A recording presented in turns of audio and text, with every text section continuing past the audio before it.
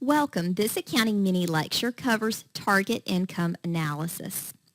Typically in accounting problems, we are somewhat accustomed to being given information and we then compute net income.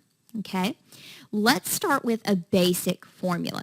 When we are computing income on a pre-tax basis, we simply take our sales and we minus variable cost and we minus our fixed cost, and that gives us our pre-tax income. Okay, so let's look at a simple example here.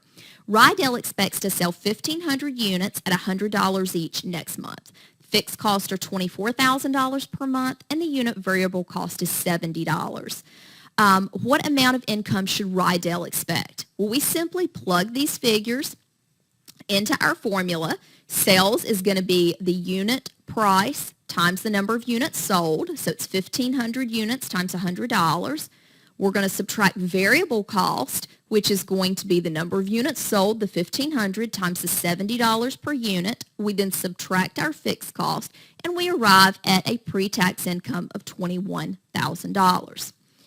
Now, we are going to learn how to compute our desired sales in units and dollars in order to achieve a target income. In most cases, companies will have some sort of target income level.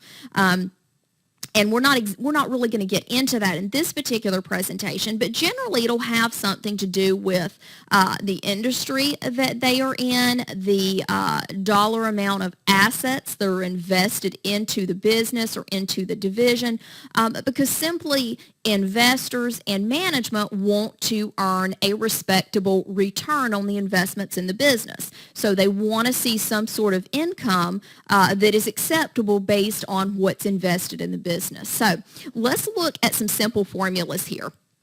Okay, and what you're going to notice here is these formulas are just a slight manipulation of our break-even formulas. Okay, for example, let's look at the unit sales formula. Okay, in order to compute our unit sales needed to achieve some sort of target pre-tax income, we take our fixed cost plus our target pre-tax income and divide by the contribution margin per unit. This looks almost exactly like our break-even analysis in units. With break-even, we simply take fixed cost divided by the contribution margin. Well, this time we're just going to add in that target pre-tax income into fixed cost, because what this is going to do, it's going to tell us how many units we have to sell in order to not only cover our fixed cost, but also to generate some desired level of income. And we also see the formula here to compute the sales needed in dollars. This time we take the fixed cost plus the pre-tax income and divide by the contribution margin ratio. Okay, now we also have to take into consideration taxes.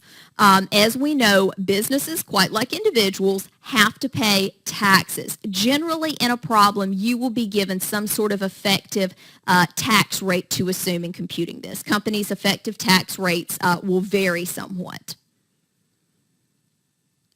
Okay, let's look at an example here. Rydell has a monthly target net income of $9,000. The unit selling price is $100, monthly fixed costs are $24,000, unit variable cost is $70, and the tax rate is 25%. So what is their target pre-tax income? Okay, well, first we're going to take that target net income, divide by 1 minus the tax rate to get a pre-tax income target of $12,000. Okay, next we're going to determine what they need to sell in order to generate that $12,000 of pre-tax income. We're going to take the fixed cost of $24,000 plus the pre-tax target of $12,000, divide by the 30% contribution margin, and at this point we know that in order to earn $12,000 of income, they're going to have to sell $120,000 worth of product.